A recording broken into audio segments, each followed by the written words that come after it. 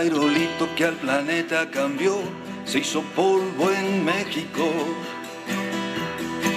El rey de España otro mundo buscó y tropezó con México.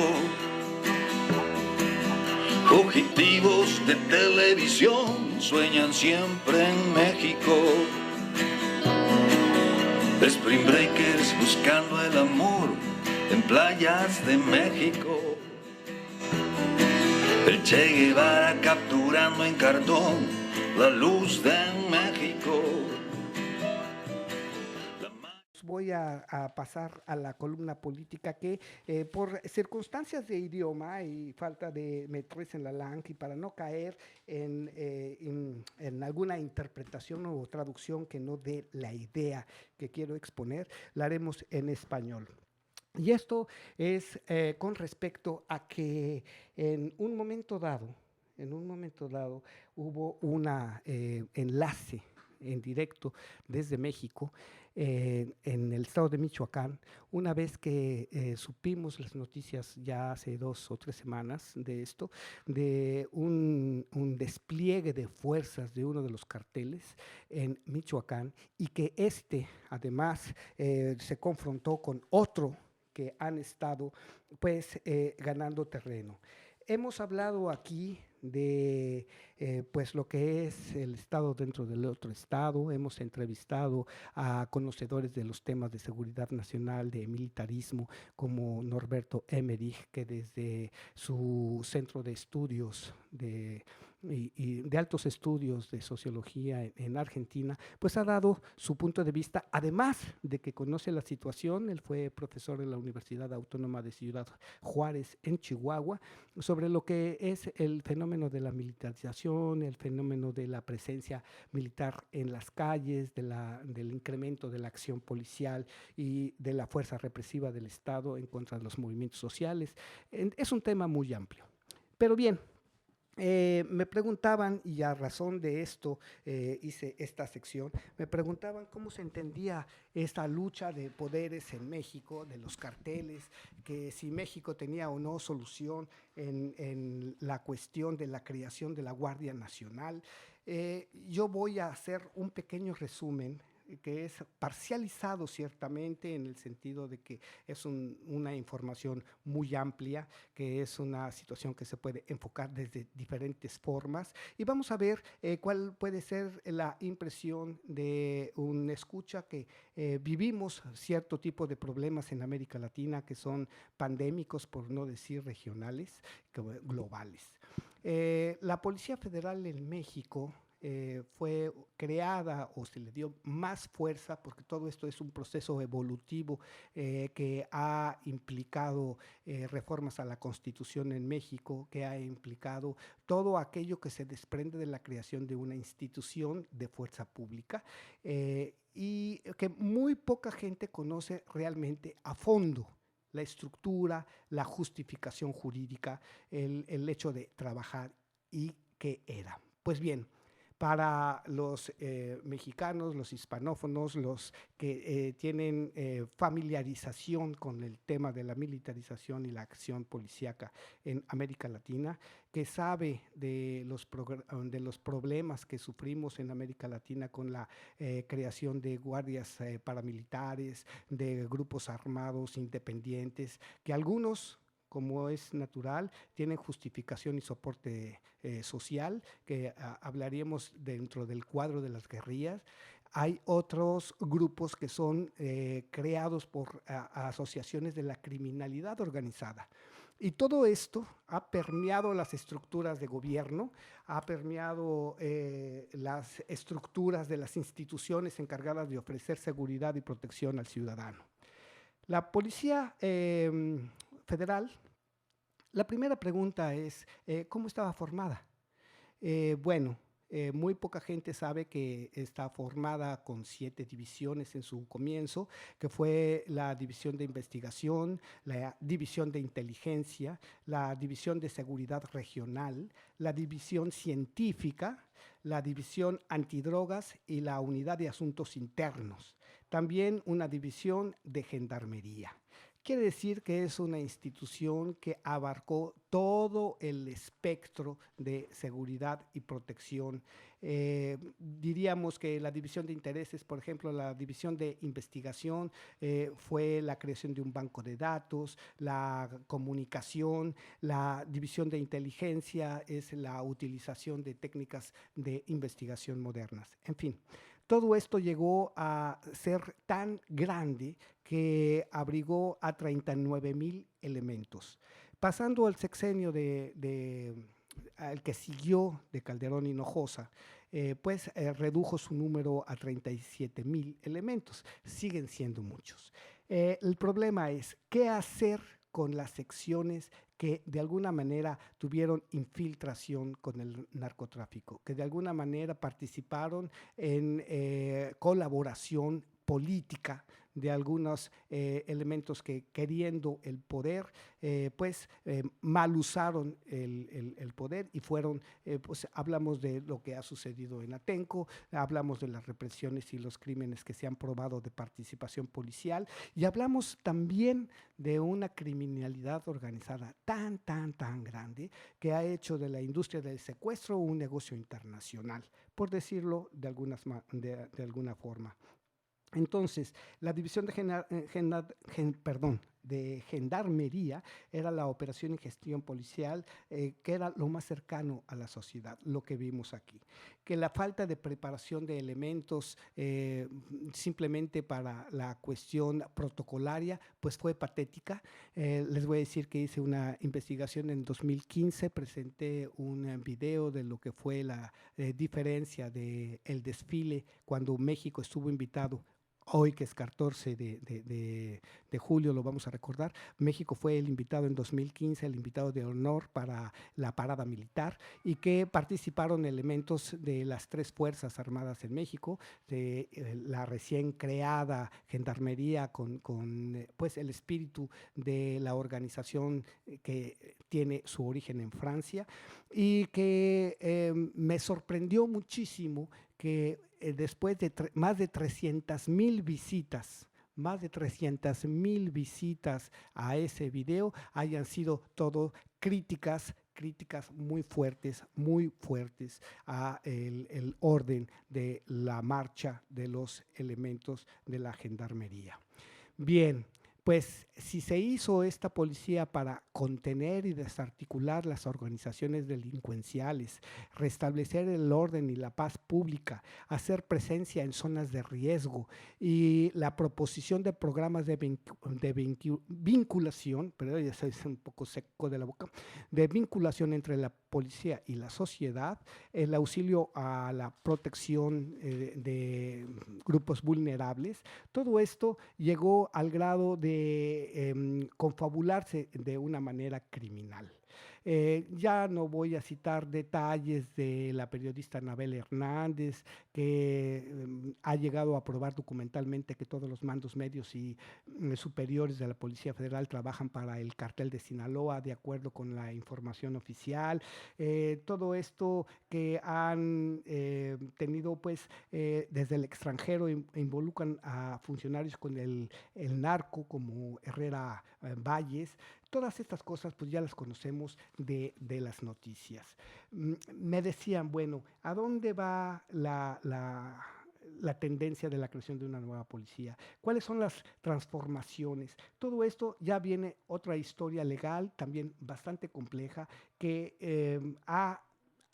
que adolece de la participación civil de oposición, de la oposición también de la legislación a los principios del orden y del bien común. Todo esto es muy discutible. Vemos que el actual gobierno, el presidente López Obrador, pues ya ha iniciado algunas luchas en otros frentes, como por ejemplo recientemente el cartel de abogados, Juan Collado y la bola de expresidentes como Salinas y Peña, pues han ya estado en el ojo del proceso judicial, ministros como Manuel Medina Mora, del que hemos también pues dado noticias en el sitio oficial de Juanito Guanabacoa, en Causa en la Red. Todas estas cosas las hemos venido tratando. Pero aquí lo importante y novedoso es que vamos a ver cuál es la idea de luchadores sociales actualmente, ahorita, a partir de la masacre que se hizo entre grupos criminales en el estado de Michoacán, en donde pues por lo menos una veintena de muertos y que de lo que no se habla, las balas perdidas que dieron en personal civil. Todo esto nos llevó a conjuntar dos investigaciones, vamos a decir, periodísticas, pero de gente de la base social. Y esta primera parte de entrevista inédita se las voy a dar a conocer para que vean ustedes cuál es la idea. Ya platicaremos en otra ocasión más a fondo de los detalles, de los análisis, de las personas que están invitadas para analizar esta situación. Los dejo con una entrevista, bueno, son 10 minutos que nos van a permitir dar la bienvenida a Dani Keita, que ya está aquí en la sala de invitados. Él viene de la Guinea y bueno, vamos a comenzar la segunda parte cultural después de esta entrevista. Cercana a la ciudad del centro, entonces o es permisible. O sea, ¿se permite al gobierno a la delincuencia ingresar, balancear, matar contrarios, levantar? ¿O es simplemente una acción de omisión del gobierno porque omite el que tenga que tener gente para combatirlos, porque omite el investigar si los de la Huacana en verdad son de un cartel o son pueblo? ¿O simple y sencillamente el gobierno sabe que los de la Huacana son un cartel que desarmaron a los soldados por sus huevos y permite que sigan ahí siendo cartel, permite que se metan las camionetas de gente armada a Zamora? ¿O es omisión? Es decir, el gobierno no sabe que los de la Huacana son un cartel y prefieren investigarlo y dejarlo así. El gobierno no tiene comprobado que haya habido presencia del cartel de Jalisco en Zamora y prefieren investigarlo. ¿Cómo se dan estos fenómenos en Michoacán, Rafita, desde tu opinión? Bien, todos los cárteles pueden llamarse como los partidos del fútbol, como los equipos de fútbol, me bien dicho. Pero en realidad es un solo modus operandi y un solo modus vivendi. Y hay un administrador. El administrador ve que la ciudadanía se dedica a una cosa, se dedica a la otra. Si es legal, la mide, le cobra sus impuestos. Y la ilegal, igual, la mide y le cobra sus impuestos. Entonces, cada cártel tiene una cuota, una comisión que pagar, y si no, pues se adueña del poder, como es el caso que ahora nos aconteció. Se adueñaron del poder y ahora, como dueños del poder, pues son los dueños del mercado sucio, del mercado corrupto, del mercado que ya sabemos que es de armas, que es de trata de personas, que es de toda esta cuestión de drogas, ¿verdad? Entonces, son actos propios del Estado, porque no es un Estado que esté separado, o los gobiernos que estén separados de los capos y de los criminales. Al contrario, se visualiza que el Estado está permeado, que el Estado forma parte y que este cártel gubernamental, que ahora ya está posicionado, es el que ejerce. Entonces, no nos engañemos, estamos en manos de una clase política, narcopolítica, y estamos en manos de un no ejercicio de la ley, de una no acción del Estado de Derecho, y que la ciudadanía, como parte del Estado, tiene que reclamar que se cumpla lo que la ley está inscrito, lo que la ley instituye, y que si los gobiernos actuantes no cumplen a la sociedad, pues que se vayan directamente a la chingada. En pocas palabras, que se vayan estos gobiernos con sus cárteles, con sus negocios, con sus cotas económicas. Básicamente es eso, ¿sí?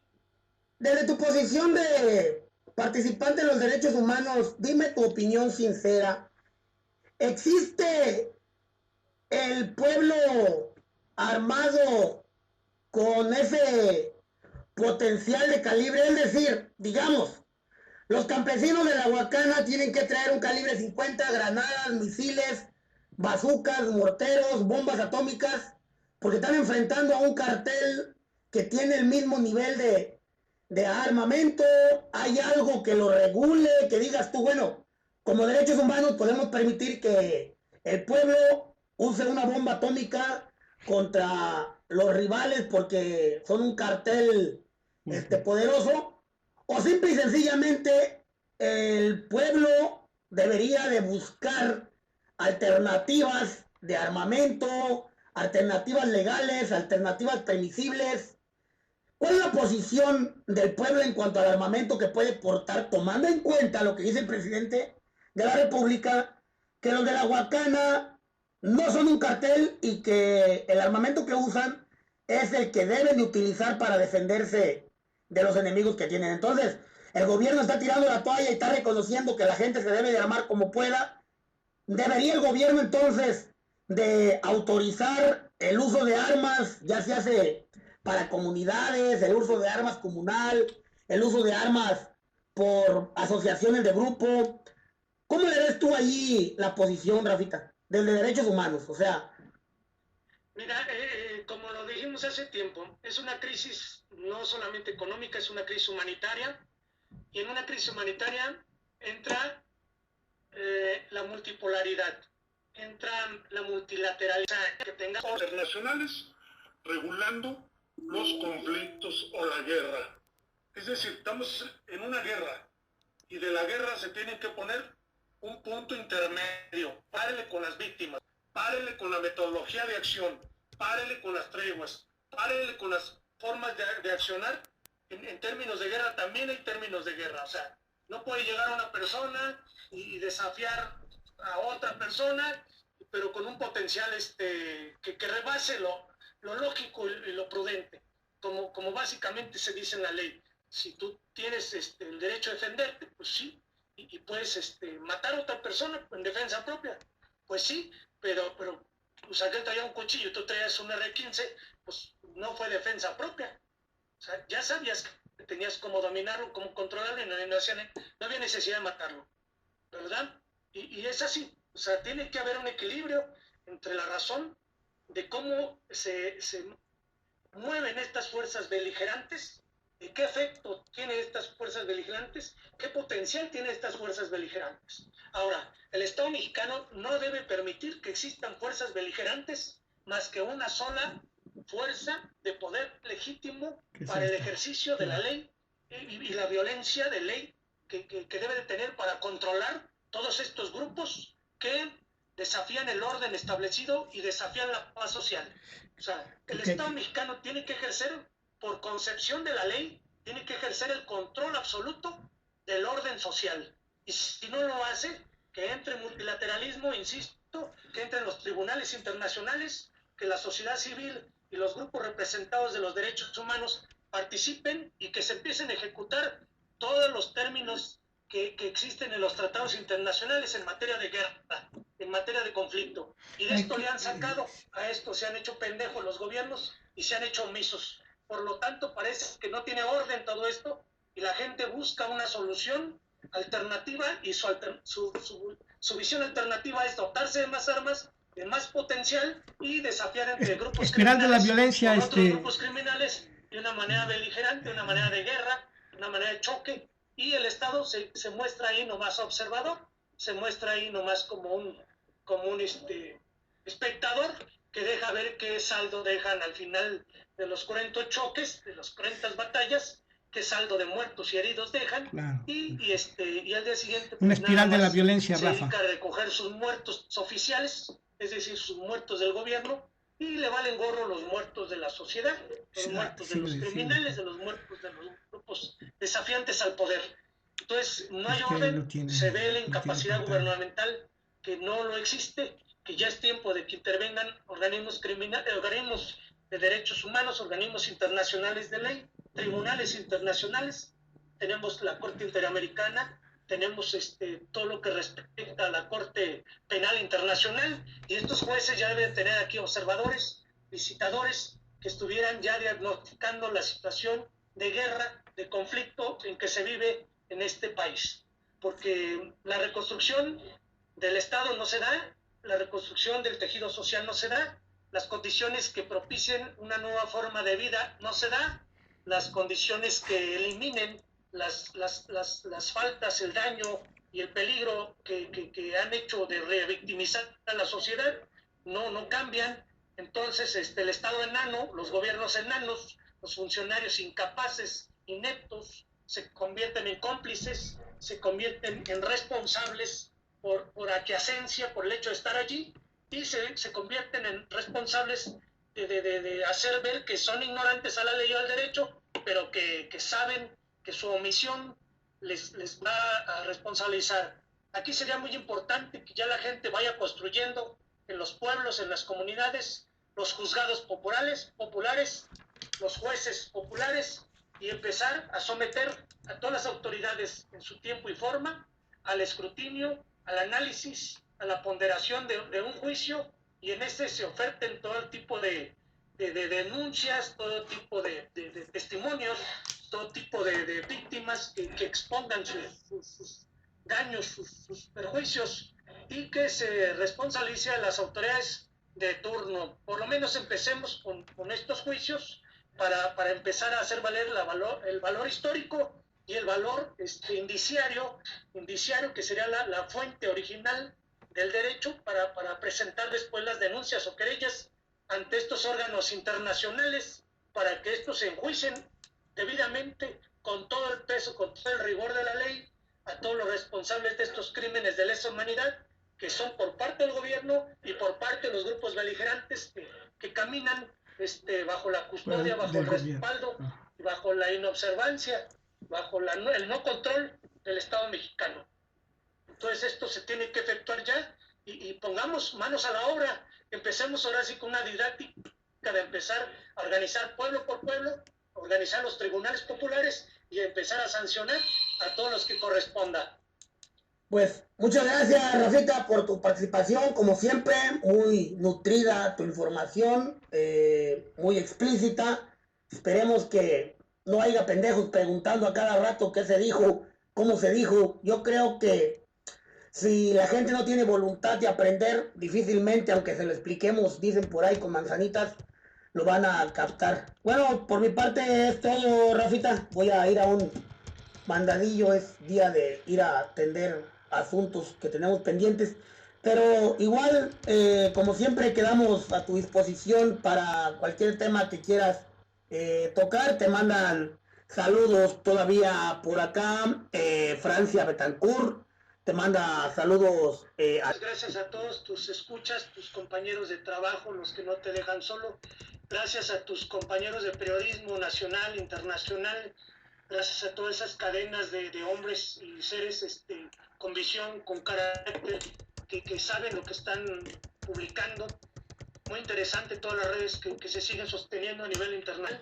Que sepan que también esas redes son la opinión pública fuerte, poderosa, que está a la expectativa, expectante de todo lo que sucede en nuestro país, en nuestra región, nuestro estado, y que estén atentos también nuestros amigos, compas de la prensa, compas de la difusión, y los defensores civiles de derechos humanos. Gracias a todos, seguimos en pie de lucha. Un abrazo, hermano, y a todos. Muchas gracias, Rafita, gracias a todos. Ya nos despedimos. Vamos a... Recuerden que tenemos pendiente lo del comandante 4. Bueno, pues como pueden ustedes ver, es un punto de vista, es una testimonial de uno de los actores en Michoacán. Vamos a seguir esta línea en esta sección de política y análisis de lo que es, porque es bastante más complejo.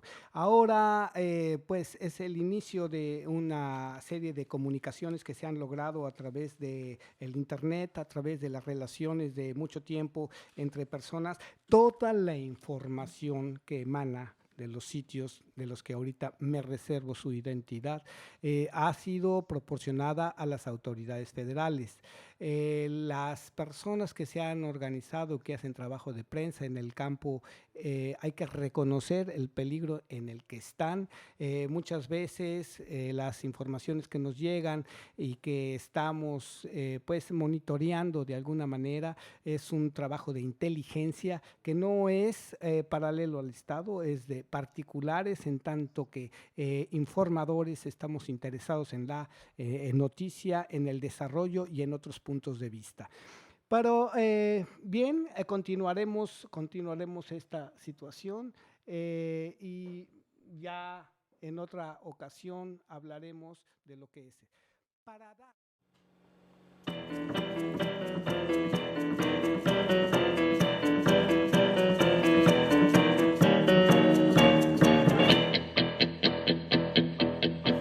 El aerolito que al planeta cambió se hizo polvo en México. El rey de España otro mundo buscó y tropezó con